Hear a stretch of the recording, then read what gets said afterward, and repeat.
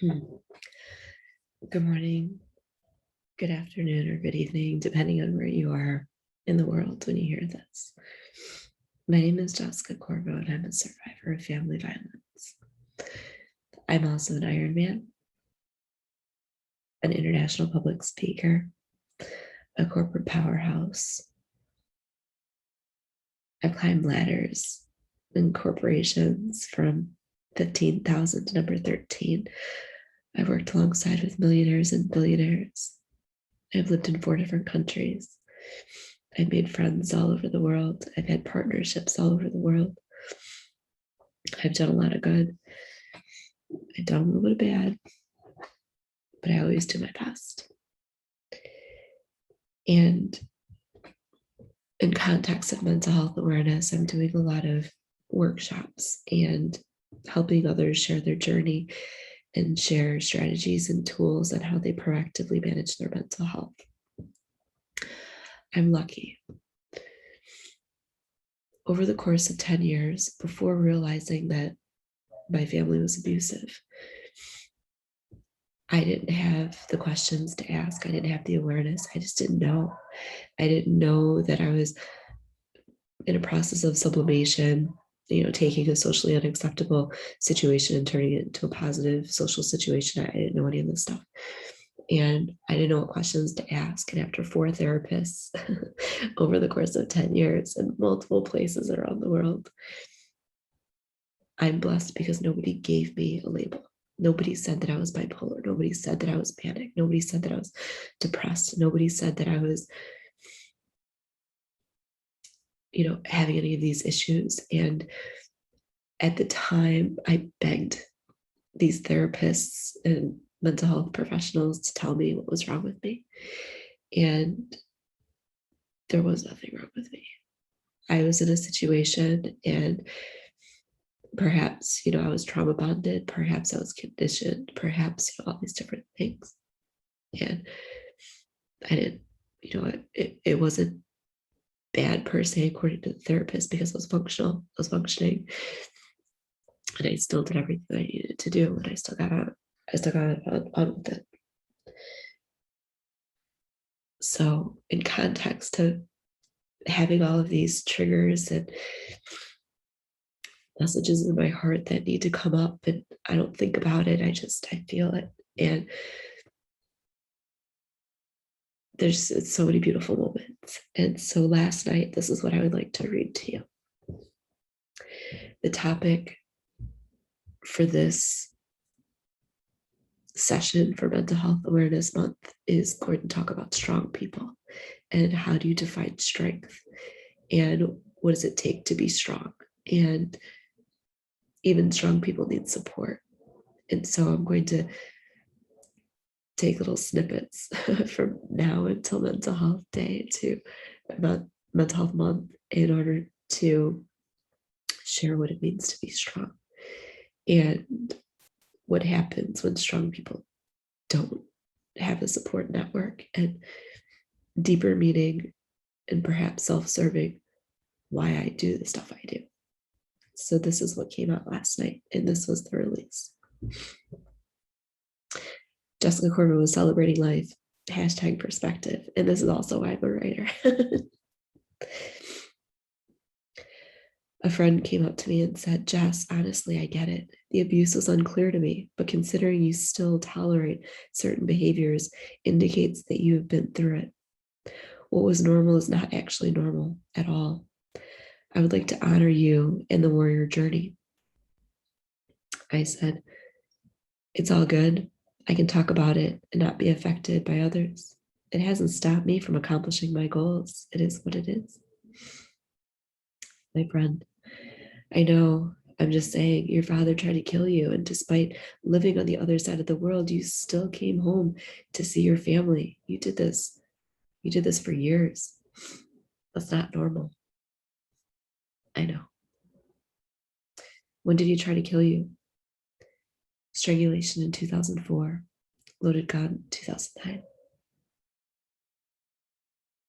And you still came home to visit. How did you manage the visits? In context, I moved overseas in 2006. I stayed overseas until 2017. I still came home for 2 weeks in the summer and 2 weeks at Christmas every year. Weeks leading to my visits, I would disengage from most of my social events. I would only spend time with my humanitarian friends. I made sure my cup was filled. My flights were booked at around 11:30 or midnight when I had a 5:45 a.m. departure. I had a friend on standby. He lived a few miles away from my parents' house. If things got bad, this was my breather. No questions, just hugs. I always had a flight out of the country. So it was just a matter of anything is possible for 2 weeks, anything. I'll be back in my tropical island in 2 weeks. It's only 2 weeks. 2 weeks became a mantra for a very long time. I also had to pay attention to his self-medication. One drug eased his temper, another made him aggressive. One visit, I found lines of coke on a family portrait. When confronted, I was told it was shavings from construction, the plaster. I knew a few guys that were dealing drugs to him, and I begged them not to give him any of the hard shit. I also confronted my father's best friend, my godfather. People knew. A lot of people knew. My favorite were the people who knew about his temper, and they still made objectifying comments on my social media. Jazz, oh Jazz, no one deserves that. No one, especially you. What do you need right now? I'm good. Are you sure? Yeah. Mental health month is triggering. Exposing areas where I need to continue to love myself. Healing is in layers. Ironically, a course that I'm taking, I'm in business school, is triggering. One of the questions was the same as my first coaching course that brought up so many emotions. I'm extremely raw today. What was the question? What was your biggest dream? What do you want to be known for? Would you like to share either your answers or the meaning for your answers? Okay. The big dream is the sacred space. The legacy has shifted. When I came back to the US in 2017, I didn't actually think my father was abusive. I could not connect the dots. I was unable. I knew there were situations, but I didn't think it was abuse. My normal was not normal. Since abuse escalates, I knew if there was a next time, I would not survive. He would kill me. And so I wrote my eulogy. This became my North Star for Journey to Peace. My mantra. In the event a trigger was pulled, I wanted others to know the depth of my love, the battles I fought behind closed doors. Never once did I ask for pity. I treated my social media as my canvas to connect the dots, to learn what I didn't know, to identify just how poorly I treated myself and my heart. It was hard. It was very hard. It's still hard, and I have my days. My friend said, I think it's incredible how you have 2 signature workshops, Be Your Own Hero and Cultivate a Warrior Mindset. The generosity of your spirit is incredible. Jess, you are incredible. I think you're graceful, humble, and I want to contribute, but I'm not sure how.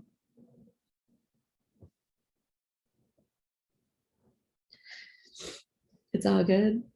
I just need to sit with this wave. This is a massive emotional release. I finally made it.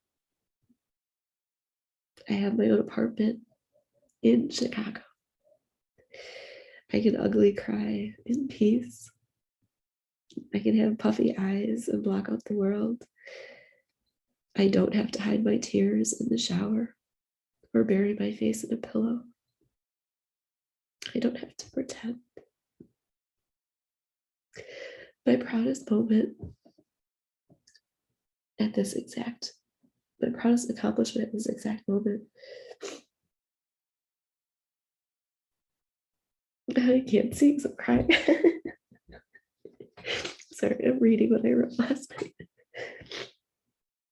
My proudest accomplishment for this exact moment is completing the process of regaining control of my credit and having my own apartment.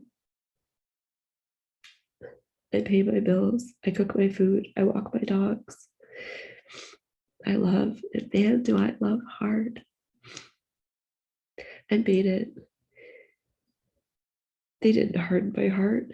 They didn't destroy me. They took everything away from me. Everything. But they didn't break my spirit. I need to sit with this release. I finally reached my goal.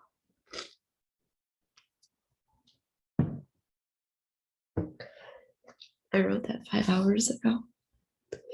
I didn't sleep last night. I woke up to one of my friends calling me. Usually my phone is on silent. I forgot to put it on silent last night to process these emotions and this release. I was very creative. I know how to channel things. This is why when I teach people, this is why I'm a good coach. With the emotions coming up, I was able to put together a business plan. I wrote a chapter for a book, for a partnership. I've asked to co-author a book. I was able to put together my entire email strategy, social media strategy for the next couple of weeks. I put together templates for the next 2 emails going out. So I don't even have to think about it. I read like 3 chapter things for business school. I didn't have energy to cook anything, but I had some food. And then I set boundaries. And I set boundaries with friends that know about my business. They know what I charge for coaching. And they ask for my attention and they ask for my input on a daily basis. And they don't contribute to my world. They don't make referrals. They don't give me gifts. Like they don't pay for like my services. They have corporate jobs. They have consistent paychecks. And a majority of them get money, multiple checks from the government, just because they had family. They don't join my classes. They don't pay for my coaching. They don't make connections for me. Business, they see my struggle. I don't ask for anything, just human decency. And then when I tell them I don't have energy for this anymore, enough is enough, they call me a bully. They ask me what's wrong. Not in a how can I help, but are you sure that your mental health is okay? Society is flawed. Society is normalized very dysfunctional behavior. Society demonizes the person that takes care of themselves, and they honor the people that are codependent and enmeshed with other nonsense. What does it mean to be strong?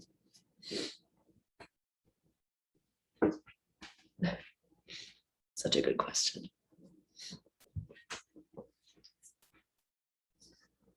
My abuse number is 3.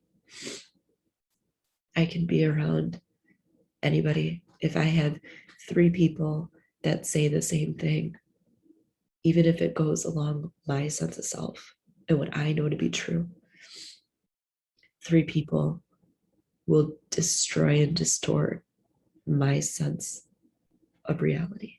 That's when I get into trouble. That's when I forget who I am. That's when I don't realize I'm being gaslit. That's when I make that shift from internal world to external world. The fact that I have an abuse number is ridiculous. It's unacceptable and it shouldn't be a thing. But it's something that I struggle with on a regular basis. It's something that I evaluate on to me, it's every 3 weeks. I evaluate every single person that has access to me. I take mental note. How have they contributed to my world? Do they inspire me? Do they support me? Tangible. How do they support me? I don't need cheerleaders. I cheer for my own damn self. Strength. You don't rely on others. Strength. Learning to rely on others. Strength. Walking away when you make a wrong decision. And the people that you lean on is no fault of your own because you've been conditioned to trust the wrong people. Strength is knowing when people no longer serve a purpose and they need to be removed. This is when I jump into my mantras. This is when I jump into no one will ever make you cry. The person, I don't even remember, like, I'm clouded right now, but it's like for relationships, the person who deserves your heart would never make you cry. And the person, I'm gonna botch it, I don't even know. But anyways, like, you can feel it. You can feel when you're around the right energy. You can feel when you're not around the right energy. You don't always know, but you know, and you can't articulate it. When your mind starts evaluating whether or not this is a healthy person or not, the fact that you're evaluating means that they're not. It means they don't deserve you. It's justifying that because your heart feels something that you are trying to make sense of, and you don't need to make sense of it. What is strength? Knowing that no matter what it all costs, maintaining a soft heart in a hard world is probably the biggest accomplishment that anyone can endure, can achieve. And it's not easy. For me, when the world would understand me biting back, pushing back, I don't. Sometimes I do. I think everything's a coachable moment. Not everyone deserves that coachable moment. I'm really triggered. I'm a Chinese American. For the past year, just in the last year, I've lived in 4 different places. One place, I had somebody chasing me around the house with disinfectant and interrupting my sleep by making masks, using a sewing machine to make masks. I can't say anything about it because why would you say anything about it? It's happening in the place that you live. You're just going to aggravate the system. Rock the boat. There's nothing you can do to change other people. Nothing. People are going to do what they're going to do. You reflect inward and you do what you got to do to get out of the situation. And then you wait 2 weeks, 2 weeks, 2 weeks. Anything's possible. I lived in another place where pandemic was hard, and he was talented and he was cute, but he wasn't there. He had a 9-year-old stepdaughter, and I walked in and both of them had been taking a shower together. You can see his feet on the mat and her hair was wet.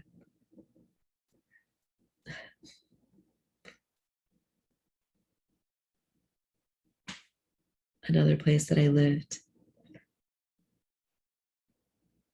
there was a man who I helped him harmonize his businesses. I helped him get healthy habits. I helped him break 2 different cycles for food addiction. I taught him practices to get back to self and to get into the present moment. I charge people a lot of money for this. A lot of money. I lost 3 clients by working with this one person. Overall, they cost me well over $20,000. Well over $20,000. And they compromised my health because it made me unable to serve the people that I serve at the level that I serve for about 2.5 months.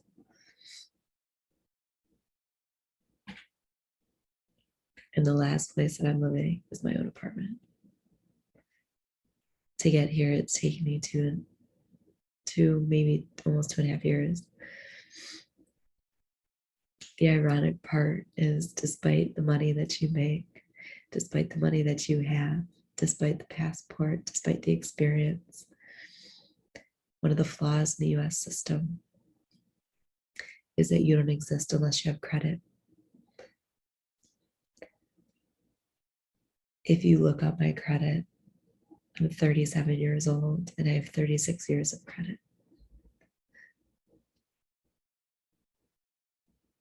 When I came back to the US and I started trying to get my own apartment, I did not have any open lines of credit. Not having an open line of credit is worse than having bad credit. My family had been using my social security number. When I was living in Asia for 11 years, I had 9 credit cards open and closed in my name. I had a loan out in my name. No debt. They didn't give me any debt, so I'm fortunate with that. But I was unable to rent an apartment by myself because nobody believed that I was capable and competent to pay my rent because I didn't have open lines of credit. In addition to that, being a business owner rather than a W-2, the US didn't classify me as a competent or capable adult. They wouldn't accept my international credit. They wouldn't accept money up front.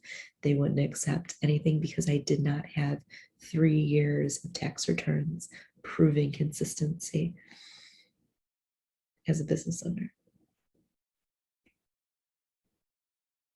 I didn't have a choice. Like, legit. I was unable, every way that I tried, I was unable to rent an apartment by myself. This wasn't possible. So for 2 years, I dealt with the most ridiculous housing situations.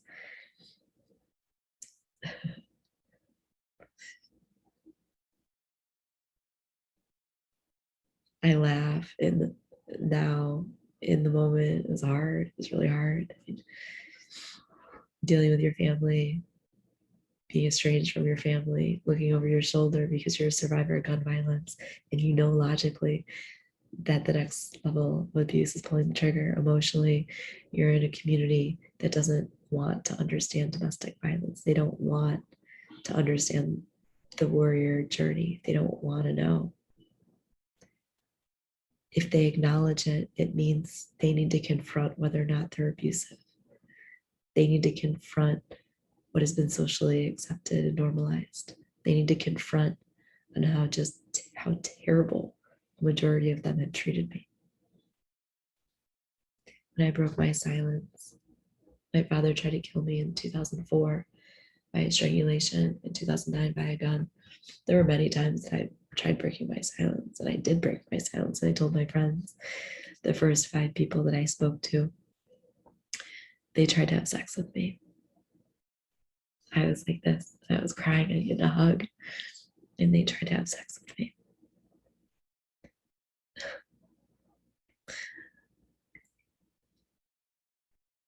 What does it mean to be strong? I didn't kill anybody. I haven't been arrested for assault, even if it was reactive to any of this nonsense that was happening. I've been mishandled. I've been judged. I've been dismissed. I've been ignored. I've been used. I've been abused. I've been challenged.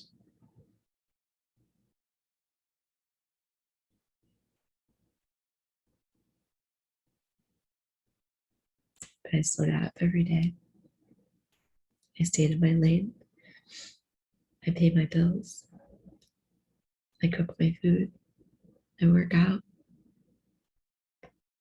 I do my best to serve the community that I cherish so much. For my coaching practice, it's the high achievers that are extremely misunderstood because they're strong in a way that society doesn't understand strength. The A-type personalities, the high achievers, the people that need to hold that vulnerable space so that anyone can accomplish. Not everyone gets peace. That's what I help people with. On the other side, the people that I serve and the people that I honor and the people that I love are the people that are too emotional and not succeeding by society terms. They're the ones that are in cycle. They're the ones that are still inside those abusive situations and all feelings, all emotions. I don't coach them because it's too much for me. Plus, they don't have money and they're not ready to get out of cycle. So you can give them strategies for survival, and that's about it because they're not ready. So I do workshops. It's a win-win. They still get what they're able to manage at that point in their warrior journey. So what does it mean to be strong?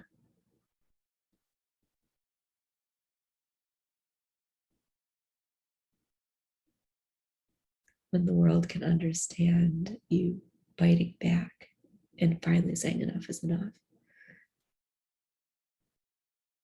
And you choose not to, you choose love. You don't have to choose to love the other person. You have to choose yourself. You have to choose to say, the situation isn't healthy or good for me, so I'm out. Bye. Deuces. What is strength? When society is telling you one thing, when it's being reinforced by people who are trying to exploit you, you know what your truth is at all cost. And you know people are always watching, not in a paranoid way, but in a people admire you for your ability to be graceful. People admire you for your ability to accomplish. People admire you for your ability to move forward. And you don't know it. You don't see these people, but they're always watching. Sometimes being able to stay in your lane, the way that you treat yourself, and the way that you demonstrate what is acceptable in your world, defining life by your terms, is the ultimate strength because it's lonely, it's isolating,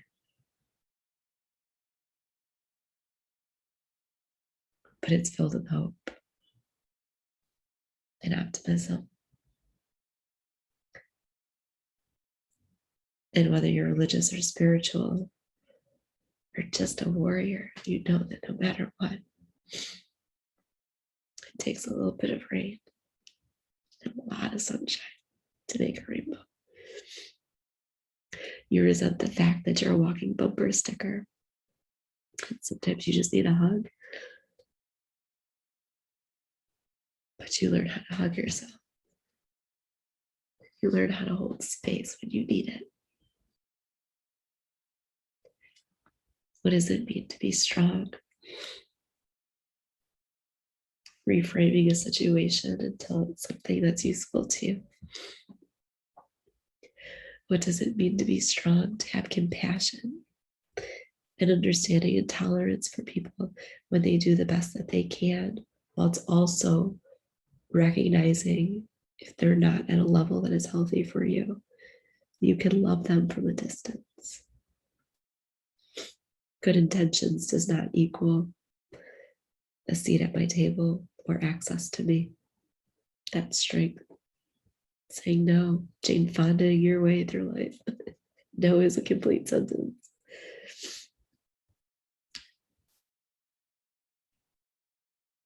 Strength is not seeing how much you can tolerate. Strength is not saying it's okay, but it's not. Strength is not making excuses. Boys will be boys. Strength is not, they didn't mean it.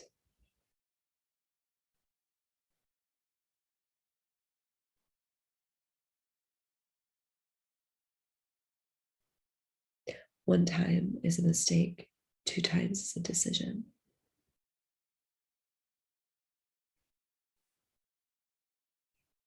What is strength? Being a rebel with a cause and understanding your worth. When society is telling you that there's something wrong with you, you're not pretty enough, you're not skinny enough, you're not tan enough. By society standards, people, I don't know what it's called, like they brush up my pictures and they remove my freckles. It's like my favorite thing about my face are my freckles. They change my dimples because when I smile, one dimple is deeper than the other. That's my favorite. For a symmetrical face, that is one of the favorite things, an imperfection in my face that I love. A photographer once asked me what was wrong with my face because I had a line. This is on how I visually know if I'm surrounded by the wrong people. This means that I'm surrounded by assholes that don't honor me. Legit. When the lines come out over here, these are happy lines. It means that people around me are amplifying my joy, amplifying my love, and amplifying my happiness. If I have the lines right here, it means that I have to think about things and I have to figure out how they're taking advantage of me or how to protect myself. That's stress. The ones here are like that. Like, are you kidding me? Disbelief and ignorance actually causes lives. So anything on my forehead is an indicator that I'm surrounded by the wrong people. and I laugh. And the last thing that I very much appreciate about my face is when I smile, like really smile. I don't just smile with my mouth, but I smile with my soul and I smile with my eyes. One of my eyes disappears. My nose will scrunch. I can't fake it. I don't even know how to. I would look awkward. One eye closes and the other eye is squinting. So it's another form of lopsidedness. And people will Photoshop that to make both of my eyes, like close or something like that. And it's funny to me because society doesn't see anything wrong with that. I mean, I think it's a massive offense, but you don't get upset about it. You just laugh because you can recognize that they're conditioned and that's the world that they live in. And that's okay because they can define things differently than me. So what is strength? Understanding multiple realities and multiple perspectives simultaneously. What is strength? Redefining what you're willing to accept, even if it's not normal by society standards. What is strength? Finding things to love and honor about yourself when other people tell you that there's nothing. My call to action for you, warrior, any warrior. Trauma, violence, mental health, society, family, work, friends, frenemies, anybody, anything that has tried to make you feel less than. Not worth it. Not worth it. Call to action. What is strength? What does it mean to be strong? Please share in the comments below. Let's make this video go viral, and let's help create a new normal of what it means to be strong. And I guess the second call to action, because I can't help myself. The people who always have their shit together. Be an ally, be an advocate, be a friend. Don't put pressure if they don't want to talk about it. Just be consistent. The world is filled with inconsistency, so be that consistent place. When they choose to open up, when they choose to share what's in their heart, honor it. Don't do anything that would compromise that. Don't put a penis in their face. Don't try to sleep with them. Don't judge them. Don't criticize them. If you're unable to say, what can I do for you and how can I support? Then walk away, because you're just going to hurt them and you're going to re-traumatize them and you're going to make them question their own self-worth. Tough pill to swallow.